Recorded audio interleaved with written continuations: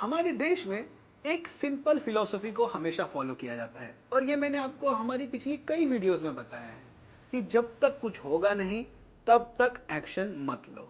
एक क्रिकेटर ने एक इंटरव्यू में कहा था कि जैसा चल रहा है चलने दो, और वही फिलॉसफी हमारे देश में चलती है। जैसा चल रहा है चलने दो, जब कुछ होगा तब देखी जाएगी। और ऐसा ही हमने देखा 1 जुलाई को, जब एक बाबा के सत्संग के दौरान 123 लोगों की मौत हो गई। अब ये बाबा कौन है?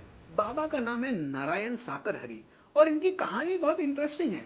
बाबा पहले पुलिस में हवलदार थे और 1990 के दशक में उन्होंने फिर अर्ली रिटायरमेंट ले ली और उसके बाद वो आध्यात्म के जर्नी पर निकल गए। उसके बाद वो लोगों को जाके बताने लगे कि ब्रह्मा, विष्णु और शंकर के एक भक्त हैं, एक दास हैं, और उन्होंने उनको इस धरती पर एक गुरु की तरह चुना है। और ये जब वो कहानियां लोगों को बोलने लगे तो धीरे धीरे वो लोकप्रिय होने लगे। ये उतने लोकप्रिय नहीं है जितने आसाराम बापू या रामदेव बाबा या फिर जो गुरमीत राम रहीम थे, पर ये धीरे धीरे इनकी जो लोकल पॉपुलैरिटी थी यूपी में स्पेशली बहुत बढ़ने लगी। अब इस केस पर आते हैं। बाबा का सत्संग होता है, सत्संग खत्म होने के बाद एक भगदड़ मचती है जिसमें कई लोग अपनी जान गंवाते हैं, कई लोग को चोटें लगती हैं। पर ये सब हुआ क्यों, आप भी सोच रहे होंगे। तो जब ये केस हुआ, काफी बवाल मचा, 80,000 लोग आने वाले थे, 2.5 लाख लोग आ गए। पर परमिशंस का क्या है, आपने बस परमिशन दे दी, लेकिन आप कोई जाके चेक थोड़ी करता है। और ऑफ कोर्स ऐसे सब चीजों में पुलिस प्रशासन तो सो ही रहा होता है, क्योंकि हमने कितने देखे हैं कि बाबा अपना कहीं भी प्रवचन लेके बैठ जाते हैं। थोड़ा सा जब वो पॉपुलर होते हैं तो एक प्रेशर बनाते हैं, तो उससे सारे डीएम, एसडीएम जो भी अधिकारी हैं वो परमिशंस दे देते हैं, और फिर बाबा और या कोई भी हो वो धड़ल्ले से अपना कार्यक्रम करते हैं। और इन पर कोई चेक करने थोड़ी आता है कि 80,000 बोला है तो कितने आए हैं, अगर 10 बोला है तो कितने आए हैं। तो ऐसे ही सब हाथ पे हाथ धरे बैठते हैं कि हाँ, हमने तो कागज पे लिख दिया ना, हमारा काम खत्म, अब पुलिस देखे।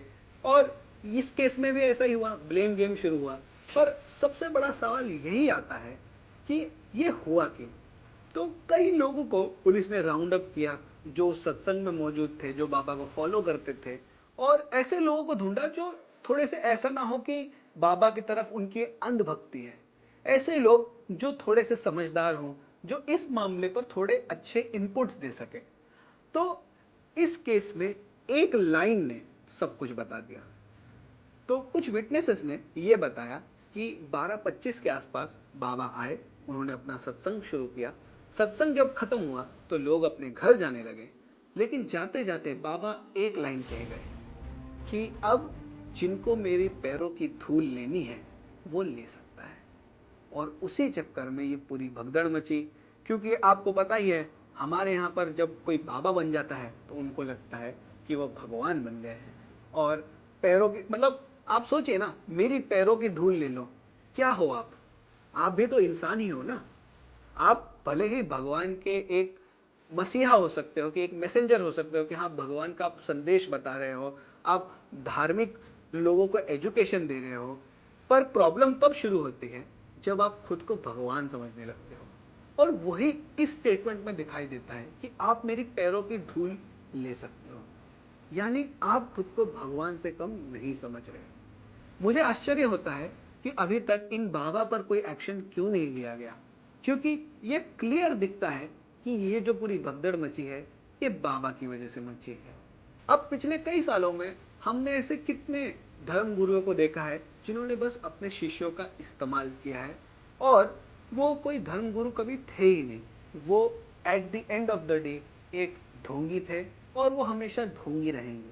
क्योंकि जो अच्छे धर्म गुरु हैं उन्हें लोगों को ये सब बोलने की जरूरत नहीं पड़ती है कि मेरे पैर की धूल ले लो, मेरे कपड़े ले लो, ये ले लो, वो ले लो। ये सीधे सीधे बताता है कि आप खुद को भगवान समझने लगे हो, और आपको लगता है आपकी पैरों की धूल से या आपकी कोई चीजों को अपने पास रखने से लोगों की परेशानियां दूर हो जाएंगी।